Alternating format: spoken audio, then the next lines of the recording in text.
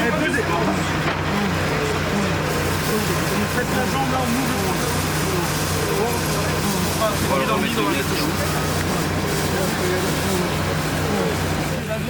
J'ai suivi les jambes, on va aux jambes de l'autre côté. Là, ça c'est bon, épaule c'est bon. On prend le temps, on soulève légèrement.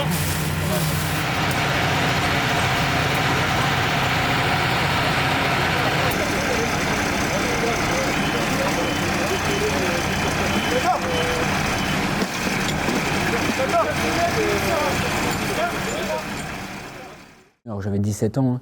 Je suis intervenu en primo-intervenant, ça veut dire en premier sur les lieux avec deux collègues sur un accident de la route, une voiture qui avait percuté des piétons, où lorsqu'on arrive, on se retrouve face à trois piétons qui avaient sensiblement mon âge et que je connaissais d'assez loin mais que je connaissais, qui sont fait percuter par une voiture où tous les trois sont en arrêt cardio-respiratoire à notre arrivée et malheureusement, en finalité, après quelques heures d'intervention, les trois sont déclarés décédés. On ne parle pas encore à cette époque de détresse psychologique chez les sapeurs-pompiers comme on peut en parler aujourd'hui. C'était il y a un peu plus de 20 ans, hein, donc forcément, on est plutôt sur un débriefing opérationnel quand on rentre d'intervention, où on a les plus anciens à la caserne qui attendent qu'on rentre, où on refait le point avec eux sur le matériel de l'ambulance, et petit à petit on vient en parler de l'intervention. Donc c'est pas un vrai débriefing psychologique comme on peut l'entendre aujourd'hui, mais c'est un débriefing quand même, qui permet de se dire, quand on retrace opérationnellement toute l'intervention, on n'aurait pas pu faire mieux, ou parfois, on aurait peut-être pu faire ça de mieux, ou voilà, se poser les questions. Et en effet, sur certaines interventions, on se pose la question, est-ce que si j'avais fait ça différemment, est-ce que la suite aurait été favorable pour la victime, ou est-ce que sur la prochaine intervention, il faudra que je fasse attention, que je prenne plus de précautions sur ce point. Donc en effet, les interventions permettent aussi d'avancer. Alors, je suis le lieutenant Kevin Navarrete. Ma fonction, je suis chef d'unité opérationnelle à Mézières-les-Messes. Aujourd'hui, je suis chef de groupe, ça veut dire que je dirige un groupe en intervention. Me concernant, en tout cas chez les sapeurs-pompiers, et en discutant avec des collègues, j'ai l'impression que c'est pareil pour les sapeurs-pompiers. Nos premières interventions où il y a des décès, alors la mienne, c'était une dame de 82 ans qui est décédée assise dans son sommeil. J'avais 16 ans à l'époque. J'ai pas eu beaucoup de sentiments, je me suis dit qu'elle était quand même âgée, hein. La différence, lorsqu'on a 16 ans, on pense que les gens qui ont 25 ans sont âgés, donc imaginez bien 82 ans. Donc j'ai pas eu d'émotion particulière, c'était dommage, elle aurait pu vivre quelques années en plus, mais voilà, elle s'est endormie, elle s'est pas réveillée. Mais en vieillissant, il est vrai que c'est de plus en plus compliqué d'être confronté à la mort. Lorsque c'est quelqu'un qui a 100 ans et qui décède, on se dit c'est la nature, et puis il a vécu jusqu'à 100 ans sans être malade. Mais lorsqu'on commence à avoir des enfants, qu'on voit des enfants en intervention, c'est psychologiquement plus compliqué. Lorsqu'on commence à se rendre compte que c'est des gens de notre âge autour de nous qui font un arrêt cardiaque sans raison ou même avec des raisons, c'est plus compliqué aussi psychologiquement. Je pense que quand on est pompier et qu'on est équipier, en fait, il applique les ordres qu'on lui donne. Donc il ne se pose pas la question après, la culpabilité elle est bien moindre. Plus on prend des responsabilités, forcément, plus on a le poids sur les épaules des responsabilités et des décisions qu'on prend. Il m'est arrivé de prendre des décisions où je me suis posé la question, et encore aujourd'hui, est-ce qu'on n'aurait pas pu faire différemment? Est-ce qu'on n'aurait pas pu sauver la personne si j'avais pris, j'avais une fenêtre entre 5 et 10 secondes pour prendre des décisions, est-ce que j'ai pris la bonne à ce moment-là? Et oui, je dirais pas forcément un sentiment de culpabilité, mais un sentiment à se dire, est-ce que j'ai pris les bonnes décisions au bon moment?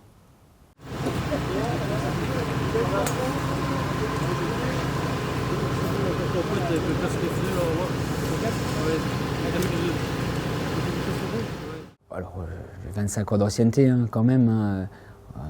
J'ai beaucoup navigué, j'ai fait plusieurs casernes dans le département de la Moselle, des casernes moyennes, des plus grosses casernes. Donc j'ai vu beaucoup d'interventions, j'ai vu beaucoup de personnes, tant beaucoup de collègues pompiers que beaucoup de victimes. Et on a appris on est formés, et de toute façon on le fait tous, à vraiment mettre nos croyances de côté. Là où notre vie personnelle peut impacter un petit peu plus, lorsqu'on a en intervention ou qu'on fait intervention un enfant qui a le même âge que les miens, je suis forcément plus impacté que quand j'avais 16 ans et que je faisais quelqu'un de 45 ans qui décédait. Pour moi ça me semblait quelqu'un de vieux, donc ça m'impactait beaucoup moins qu'aujourd'hui en tout cas. Si je me reprends aujourd'hui à mon âge, eh ben, je vais pouvoir me détendre, me changer les esprits avec ma famille. J'ai 2 enfants qui sont en bas âge, donc je vais passer du temps avec eux. Quand je rentre d'une intervention compliquée, je ne rentre pas directement à la maison non plus.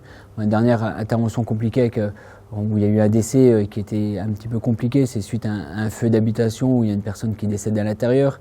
Donc il y a beaucoup de questions qui se posent en allant sur les lieux parce qu'on a l'information. Beaucoup de questions lorsqu'on est sur les lieux, les moyens qu'on met en place, est-ce qu'ils ont été en adéquation pour pouvoir donner toutes les chances à la personne de s'en sortir ou pas. Et en rentrant, en fait, et c'est ce que j'ai dit à mon épouse, je l'ai appelée, je lui ai dit écoute, je rentre pas tout de suite, je passe à la caserne, je vais aller discuter avec tout le monde, je vais aller boire un café avec eux, manger un petit truc. C'est pour pouvoir être dans le cocon, si on peut dire, des primo-intervenants, pour pouvoir discuter ensemble, et ça permet vraiment, et très souvent, d'apaiser les choses. Enfin, quand je dis apaiser, c'est apaiser l'esprit, pouvoir souffler. En rediscuter après avec les mêmes personnes. On s'est réunis, on a rediscuté ensemble après. Certains nous ont dit, moi, j'ai fait installer des détecteurs de fumée chez moi. Voilà, on a tous après cette intervention qui nous a marqué, elle nous a tous permis soit d'adapter notre comportement à la maison, soit notre comportement en caserne. Mais du coup, sans s'habituer, le fait de discuter, le fait d'être ensemble, le fait d'en reparler après coup, ça fait du bien quand même à pouvoir continuer à exercer le métier. Est-ce qu'on s'habitue à la mort? Alors on s'habitue quand c'est quelque chose qui nous semble classique, une personne âgée très malade. Voilà, on se dit c'est la nature des choses, et parfois même quand ils sont vraiment vraiment malades, on se dit c'est peut-être même mieux pour eux que de vivre en étant malade. Là où on s'habitue moins, c'est quand c'est pas quelque chose de normal. Lorsqu'on fait la mort subite d'un nourrisson, lorsqu'on fait une intervention qui n'est pas classique, qui sort de l'ordinaire et qui est marquante. J'ai pu en faire dernièrement quelques-unes où elles sont suffisamment marquantes pour pouvoir, je pense que jusqu'à la fin de ma carrière, je m'en souviendrai autant. Je me souviens de ma première intervention incendie, ma première intervention en ambulance, première personne qui est décédée, et il y en a d'autres que je me souviendrai aussi. Je ne me souviendrai pas de toutes les personnes que j'ai pu voir décéder parce que j'en ai fait, je n'ai jamais compté, mais j'estime à plusieurs centaines. Mais du coup, je me souviendrai de certaines interventions qui étaient particulières. Oui, on s'habitue à la mort, je ne peux pas vous dire l'inverse. Mes 23 premiers morts, j'avais leur nom en tête, je m'en souvenais, voilà. Et puis après, oui, on s'habitue à la mort, on s'habitue au quotidien en fait, on s'habitue à faire des gestes parfois automatiques dans des contextes en fait d'arrêt cardiaque, etc. On s'habitue à annoncer le plus terrible aux gens. Oui, on s'habitue à la mort. Après, il y a quand même des choses qui continuent à nous toucher et parfois les vivants nous touchent plus que les morts. Au final, voilà, c'est normal. Alors, moi je m'appelle Lauriane Cipolla, je suis médecin commandante du coup au SDIS de la Moselle. Je suis urgentiste de formation, je suis médecin de sapeur-pompier depuis 2020 et je suis chef du département de la médecine d'aptitude ici au SDIS de la Moselle depuis janvier 2024. Le truc qu'on me dit le plus en consultation, moi, c'est un pompier, ça pleure pas. Donc voilà, c'est un peu compliqué quand même. Donc voilà, il y a vraiment cette partie accueil des émotions, accueil du stress aussi. Comment l'accepter et puis comment on peut y faire face et quand on sent que ça dérape, vers qui se tourner. Alors, en fait, les interventions qui peuvent être marquantes, il y en a tous les jours. Parce qu'il faut bien se dire qu'il y a les interventions qui sont plus à risque psychologique. Voilà, quand il y a des enfants qui sont impliqués, quand il y a une situation, par exemple, où il y a une situation qui est désespérée dès le départ. Il faut savoir que parfois, les pompiers, ça peut être des plongeurs qui interviennent pour aller désincarcérer une voiture où il y a déjà quelqu'un, en fait, on sait qu'on ne pourra pas récupérer à l'intérieur. Parfois, il y a des désincarcérations sur des corps où l'objectif de la mission, c'est pas de sauver les gens, c'est de rendre les corps soit à la justice, soit aux familles, etc. Donc ça, c'est des interventions. On sait que c'est plus compliqué parce que soit il n'y a pas cette notion vraiment de secourisme, et ça, c'est très très frustrant parce qu'en fait, quand on n'est pas dans l'action, forcément, c'est des interventions qui sont plus difficiles psychologiquement. Et puis il y a également effectivement tout le contexte qui font que quand c'est des enfants, quand c'est des situations qui sont inhabituelles, des fusillades, ce genre de choses, ça peut avoir un retentissement psychologique plus important. Donc sur ce genre d'intervention, il y a des protocoles de prise en charge qui sont prévus avec une intervention en fait d'un officier santé qui va venir en fait en caserne après l'intervention, qui va pouvoir débriefer, donc déjà assister au débriefing un petit peu technique, s'assurer que tout le monde soit dans des bonnes conditions, voilà, que tout le monde soit reconditionné, on dit ça comme ça correctement. Donc qu'ils aient mangé, qu'ils aient bu, que chacun soit dans de bonnes conditions en fait pour pouvoir venir assister au débriefing. Il assiste au débriefing technique. C'est l'occasion pour lui aussi de voir un petit peu s'il y a des actions qui ont été un peu mal vécues, de remettre du sens dans certaines actions. Voilà, quand le rôle c'est pas de sauver, mais que c'est de, par exemple, rendre un corps à la famille, etc. De remettre en fait du sens aux actions qui ont été effectuées, c'est super important. Ce dont eux ils ont peur, c'est de ne pas être aptes en fait à retourner sur le terrain. Donc ça a été compliqué parfois de leur faire accepter et de leur faire comprendre que c'est pas parce qu'ils ont recours en fait au service de la médecine d'aptitude qu'il va y avoir une incidence sur leur aptitude et que bien sûr on tient compte aussi du fait que leur métier ou leur activité de sapeur-pompier, en fait, c'est souvent un soutien aussi pour eux parce qu'en fait, ils ont des caractères où l'empathie, en fait, ça va les aider à surmonter des épreuves difficiles dans leur vie. Donc, faire du secours à la personne, en fait, ça va les aider à surmonter certaines épreuves psychologiquement qui peuvent être difficiles. Et puis également, on sait que la caserne, le soutien qu'ils ont en caserne, en fait, le tissu relationnel qu'ils ont en caserne, ça va les aider aussi en fait à surmonter certaines épreuves. Donc l'idée, c'est pas de les éloigner de la caserne, c'est pas de les éloigner systématiquement des opérations, sauf si vraiment, voilà, ça va vraiment pas du tout. Mais l'idée, ça va être plutôt de les accompagner en fait dans ce qui est difficile pour eux, et en fait rien que d'exprimer en fait les choses, d'exprimer leurs émotions, d'exprimer leurs ressentis, ça va les aider énormément en fait. Donc une fois qu'ils ont franchi le pas, c'est plus facile. J'ai un sapeur-pompier, 16 ans, qui prend en charge un accident de la voie publique, donc avec 2 véhicules qui rentrent l'un dans l'autre. Dans un des véhicules, il y a 3 personnes, il y a le conducteur et puis le passager avant, donc ça c'est le papa, la maman, et à l'arrière il y a un jeune qui a 16 ans également et qui en fait est le seul survivant de cette intervention, qui est blessé légèrement, et en fait jeune sapeur-pompier, il est un petit peu écarté de l'équipe de ses collègues en fait, qui font les réanimations sur le papa, la maman justement, et puis ils lui disent va t'occuper plutôt du jeune qui a ton âge, voilà, il a juste le bras cassé, surveille-le pendant qu'on fait le reste, et puis il y a de l'aide qui va nous arriver par ailleurs. Je vais le citer.